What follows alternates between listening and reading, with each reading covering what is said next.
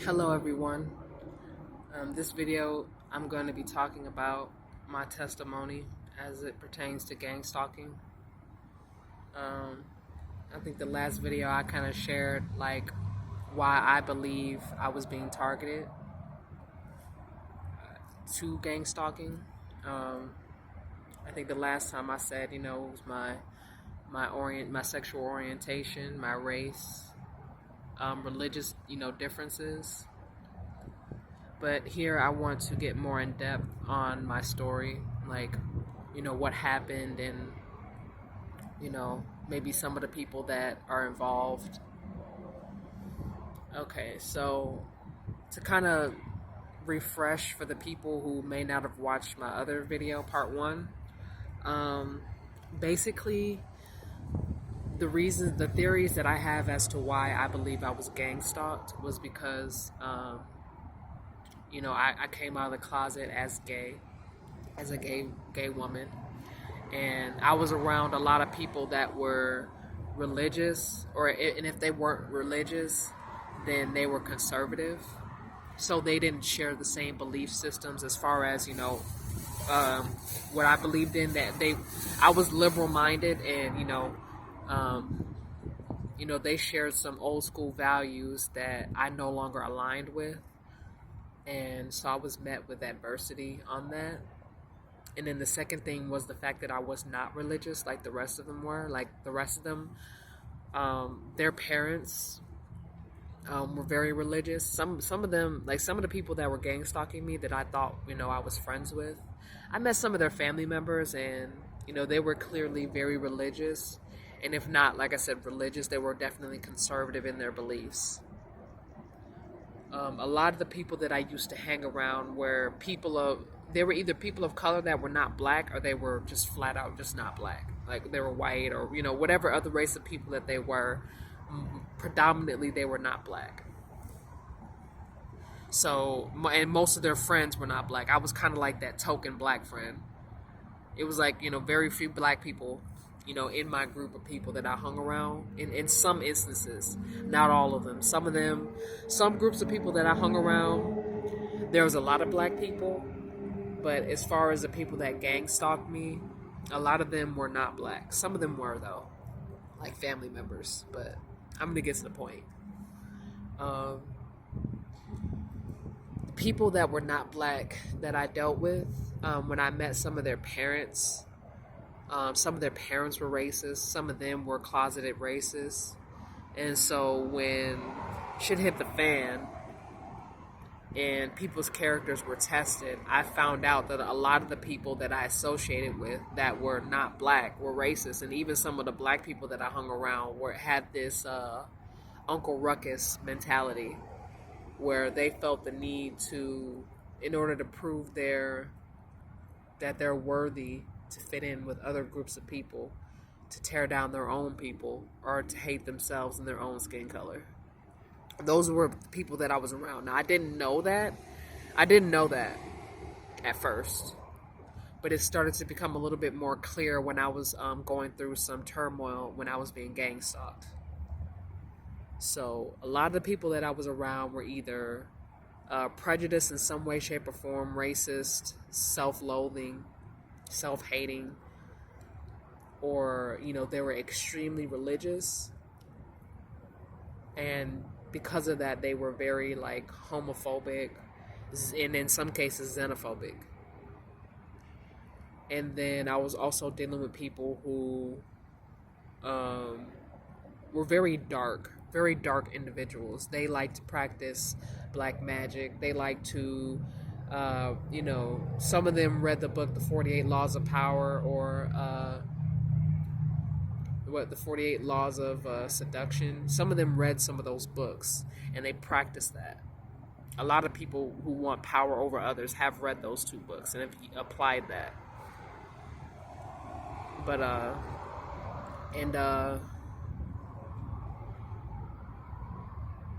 yeah, it was a lot of the people who were gang stalking me were people that I knew personally. Like, they were in my own backyard. And that's the quote. And I made it, and I did that on purpose, that pun, to quote this website called In Our Backyard, and you can go and you can email them, or you can even call them, shoot them a text, and that's basically for people who have suffered due to the hands of being human trafficked. And I made another video that links human trafficking and gang stalking, the links, and I put in the description below in that video the connection between gang stalking and human trafficking. Another video that inspired that in video, where someone basically talks about how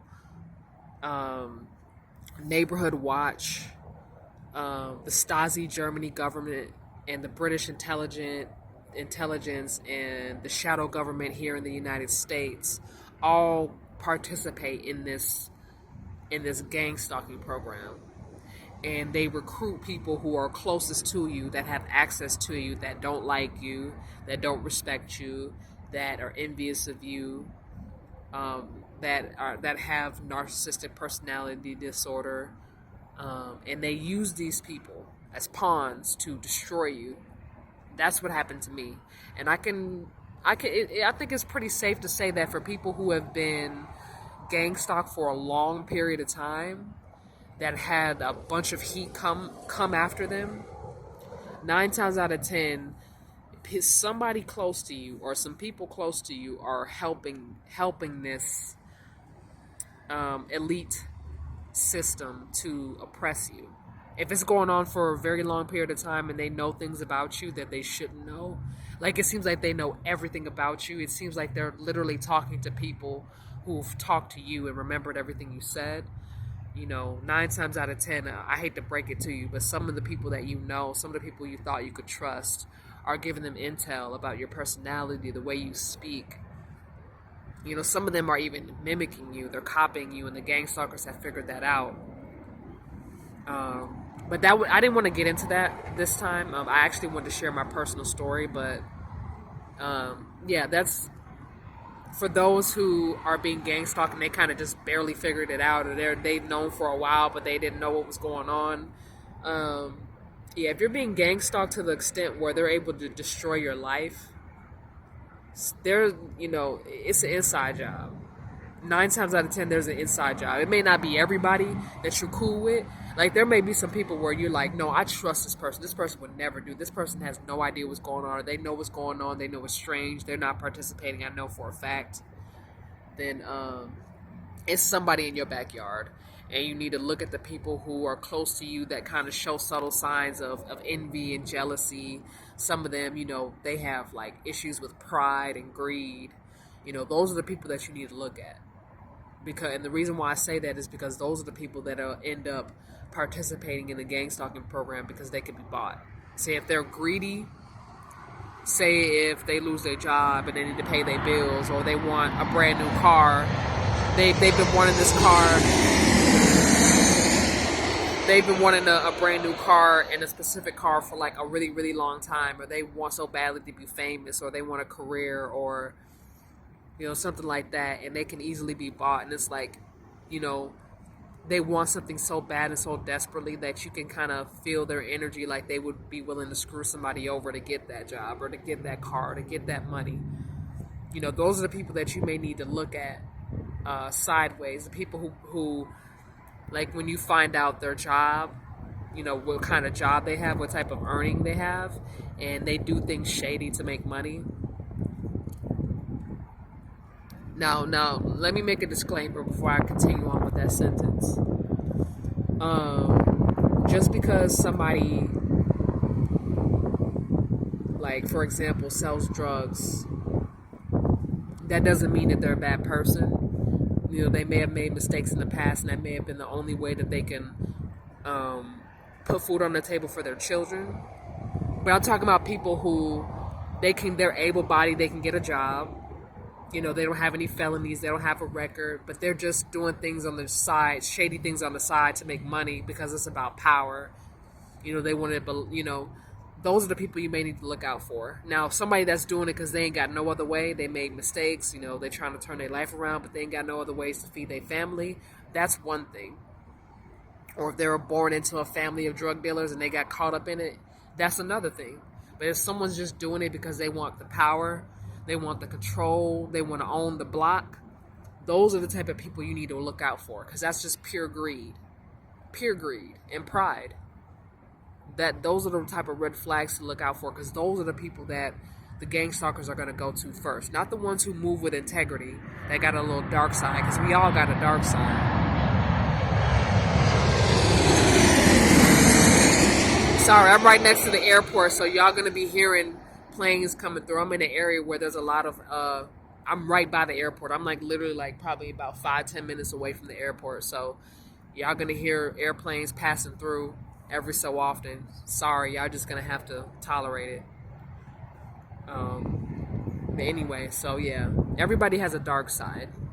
So those are the people that you're gonna have to look out for. When you see those little red flags and you kind of notice like a deficit in someone's character, especially when they're being tested. Like, for example, if you're being bullied in school and that person doesn't stand up for you, that's a red flag to definitely look out for, when you start noticing the gang stalking happening. Just know that person will be highly likely to turn on you and participate. They may not outright bully you, or they may give you space when they're stalking you, but know that if they're not able to stand up for you in small situations like bullying, that's not small, but in comparison to gang stalking, it's smaller. So if they're not willing to pass the test, the little itty bitty test, when it comes to this big gang stalking test, it's a small chance that they'll pass. Okay? But let me get down to my testimony, because this is what this video is really about. When I was being gang stalked because of my race, my sexual orientation, my spiritual beliefs, my sexual orientation, and my race. And then on top of that, me being a woman. In today's society, even though things have changed, a lot of people still share misogynistic views. And it's unfortunate that I have to even have this conversation in 2021, but unfortunately, we're dealing with prejudiced people who have the power to express their prejudice. It's the people who are oppressed who have to suffer from that, from someone's projections, and their false, with their illusions of how they view a specific group of people. So let me get to the point. Excuse me.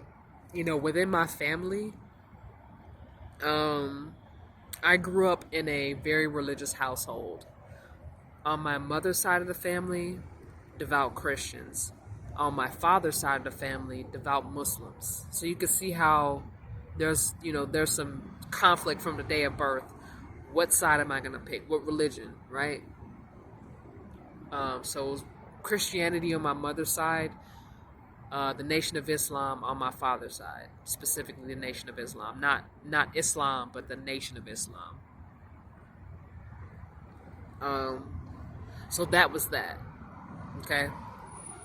And I think it's fair to say that we know how the Nation of Islam, or just how the Muslim religion kind of promotes the disrespect and degradation of women. And then with Christianity, we know how historically speaking, how Christians have a tendency to be racist towards people of color, especially black people.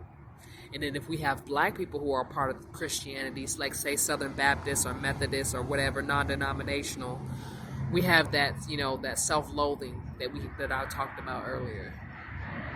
So I had to deal with that a lot in the family, where on my father's side of the family, there was a lot of disrespect and unappreciation for the women in the family. And they could bust their ass and be cooking and cleaning, and there would be no gratitude on my father's side of the family. There'd be no gratitude, no thank you, no nothing. Just, well, that's your job, that's your duty, that's what you should be doing, is taking care of me. Whereas on my Christian side of the family, my mother's side of the family, I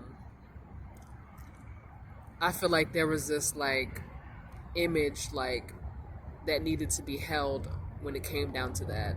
Now, on my mom's side of the family, as far as Christianity is concerned, they weren't as conservative in certain areas. I I felt like it was really more about maintaining an image. And I'm talking about for my family personally. I don't know how other people's families are when it comes to their religion. But on my mother's side of the family, it really wasn't so much being conservative as much as it was maintaining an image and not having everybody's business out in the streets. Whereas with the Nation of Islam on my father's side of the family, they weren't really all that religious, but they were conservative, very conservative in a sense where it's like if you're gay or if you decide to be a different type of woman in the family, it was shunned upon. People would talk about you. People would try to, like gang up on you and make you feel bad, try to make you feel bad for being different. You know what I mean? Like, it was just very messy on my father's side of the family. On my mother's side of the family, everybody pretended like they liked each other and they really didn't. Or they pretended like they cared more than what they were leading on. So that was very difficult to deal with on both sides of the family. Is one side of the family wants you to be conservative and dress, Islamic, dress like a Muslim woman. And then the other group didn't really care how you dress. It was really more about image. They wanted you to maintain that perfect image. If you made a mistake or whatever, everybody was just dying to cover it up. So it was very difficult living with devout religious groups and on both sides of the family. It was very hard. Because the reality of it is, I didn't agree with either one. I respected that certain family members decided to have particular beliefs that I may not have agreed with, but it was definitely hard because I was pressured to choose. I was pressured to choose. If it wasn't, it was definitely Christianity. Like my mom's side of the family definitely was like very kind of like passive aggressive when it came to pushing their Christian beliefs on me. My father's side of the family didn't really do that per se. It was more like that indirect. You don't necessarily have to claim Nation of Islam, but you do need to follow the rules and be like a lady and stay in your woman's place. So it was I can't say that one was better than the other because they weren't, but it was just different struggles.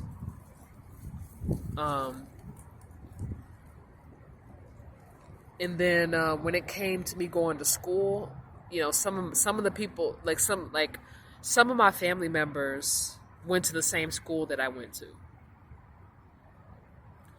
And, when you have your family members going to the same school that you go to, especially if they're participating in the Gangstalking program, that makes life a whole lot harder. Because, when you're at school, when we're at school, when we're away from our family, sometimes we feel like when we're at school, we can be ourselves. Because we're around a completely different group of people. We're around people who don't really know us personally, but they're getting the chance to get to know us. And so when we're in school, we get to basically be whoever we choose to be because we're around a bunch of people for the most part that we don't know. Now, when you're going to school with family members and they're participating in the gang stalking to make your life harder, that's what makes, so it's like it's hell at home on top of hell at school as well. And I had to deal with family members that went to the same school as me, monitoring my behavior, reporting back what I do, what I say, how I act, what I like, who I hang around. Some of them even went as far as to isolate me from other people. Like we shared the same classes because they found out what classes I took. And like, say for instance, like I was in tennis when I was in high school. I was in tennis when I was in high school. And my brother and my sister joined the tennis team. And they kind of monitored and watched my behavior, reported back to certain people. They monitored my behavior and reported back to certain people what I was doing, what I liked, what my pet peeves were, how I acted outside of school, just et cetera, really just kind of taking notes.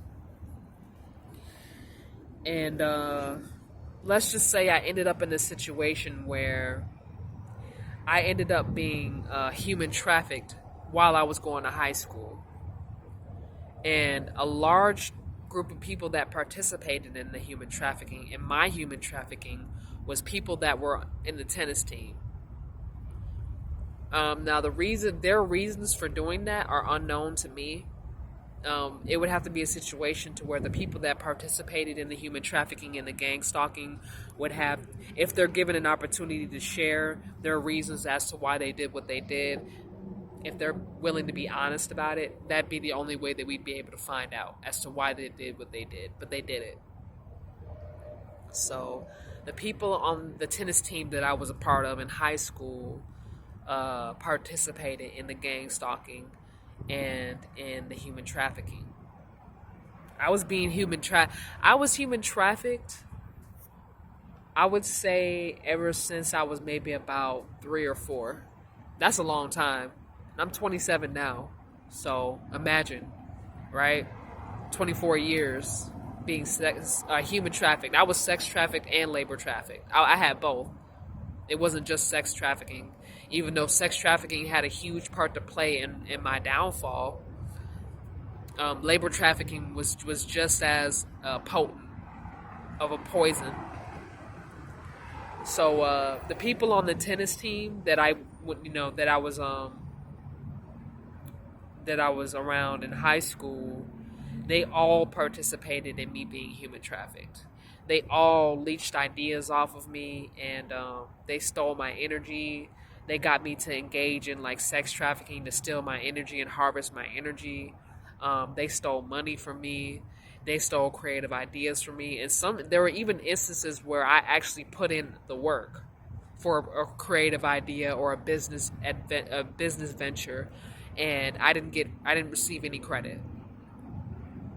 So as far as like me being late, and that's as far as me being labor trafficked. As far as me being labor trafficked, like I said, I would put forth energy towards ideas for the team, and they would take credit for my ideas and leave me out.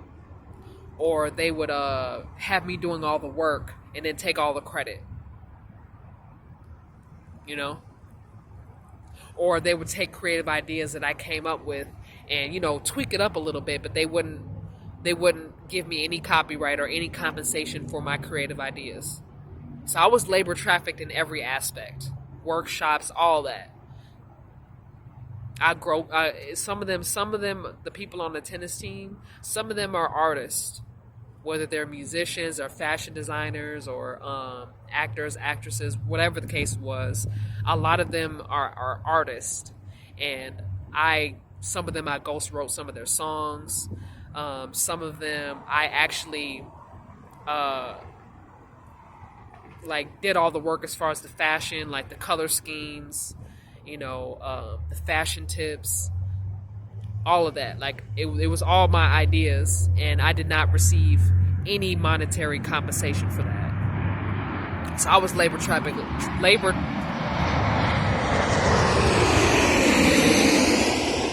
I was labor trafficked like a mofo. Like they didn't even like give me nothing. Like they didn't give me anything for my hard work. Nothing. Not a dime. No. So actually, some of them literally okay. So let me kind of go into the effects of the human trafficking and the gang stalking that I suffered in my life. So I think I've already expressed, the health issues that I had to face because of it. But let me explain the effects of me being labor trafficked, because I think I went in on the sex trafficking and how that damaged my high school career. But I didn't really express how the labor trafficking affected me. And I think that was the more potent after I got out of school. The sex trafficking happened. I think that was more effective when I was a minor. But whenever I graduated high school and went to college, the labor trafficking was what was eating the rest of my energy. Okay? So, the people that I was associated with all throughout school, it wasn't just high school, but high school was definitely a dominant energy as far as me being human trafficked. The people who I went to high school with were the ones who kind of followed me the rest of my adult life until now. Some of them I went to elementary school with, and they followed me all the way here to Texas. And I'm not going to go into that as of right now. I'm going to express the part with the labor trafficking. Okay, so we all know that if somebody comes up with a creative idea, or if somebody ghost writes a song for you, or if somebody comes up, is the one who does all the work for your fashion industry, and they're like kind of like that, hidden secret designer in the background. You know what I mean? And you don't give them credit. There's going to be some copyright issues. It's one thing to pay the person and not give them any credit and take all the creative credit, right? But it's another thing. It's labor trafficking. It gets to the point where it's labor trafficking, where not only are you stealing this, you're having this person work their ass off for all these, ideas and manifestations, and just setting up the whole entire theater up, right? And they're not getting any credit, and they're not being paid. They're being worked. It's no different from what the slave masters did to the people who were enslaved here in the Americas, the transatlantic slave trade. It's no different. People were farming. They were farming, and they were getting paid, like 29 cents a day. Even though they're working from sun up to sundown, which is like a 12-hour or more shift, depending on what areas have more sunlight for longer days, right? So they're working from sun up, from dawn to dusk, and they're picking all this cotton. They're farming. They're creating all this food. There's all this agriculture, and for trade and all this, they're doing most of the work. They're doing all the work. And they're only getting paid 29 cents a day. And most of these people have kids, and they have families to feed, and all this. And they're putting in all this work, and they're keeping the agriculture and trade and commerce going. And the slave masters are not doing any work, but just sitting there watching everybody. And the slave masters are the ones who are making all the money from all the profit. And the slaves are literally being like penny pinched, breadcrumbed. They're not making any money from all the hard work that they're putting in. That's labor trafficking. And that's what I had to go through. Exactly what I had to go through. Like, I was writing songs for people, producing beats for people, coming up with fashion designs and tips and stuff, for people, coming up with creative ideas for businesses and names and stuff like that. The names to businesses and slogans and all this creativity that I was putting in. Not only did I not receive any credit for it, no copyright or anything, I did not get paid a dime for the hard work that I put in. My entire life. I was trafficked ever since I was about 3 or 4. I'm not really entirely sure if I was 3 or if I was 4 or somewhere in the middle, right? I'm not sure. I was so young. But I was human trafficked ever since I was about 3 or 4, and I was always very talented with music, with creative ideas, with fashion, with art. I was very creative on the artistic side. I was very skilled. I like to write poems and write raps and stuff like that. I've been doing it ever since I was a kid. And the people that I knew that was around me, like my sister, my brother, my mother, my grandmother, people that were really close to me, like my first cousins, my father, they knew these things about me. And instead of motivating me in the direction that was going to put me on a path of success, they took that from me and left me behind with nothing. I'm talking about family members, people I grew up with in elementary school, people I grew up with in high school, people I went to college with, people that I was rooming with, took credit for my hard work and my ideas. All of my hard work, all of my ideas, it didn't pay me a dime. I mean, these people were so disrespectful towards me. I really don't understand, with the gang stalking, if people ask, why do people act like that? I ask myself that question often. Why do people act so cruel? Why do people act like that? I really don't know. I don't know. I wonder that myself. If anybody can come up with some creative answers in the comment section below, that would be great. And if you can come up with reasons as to why people choose to gang stalk or why people act so cruel the way they do, I would love to know the answer to that question, because I'm not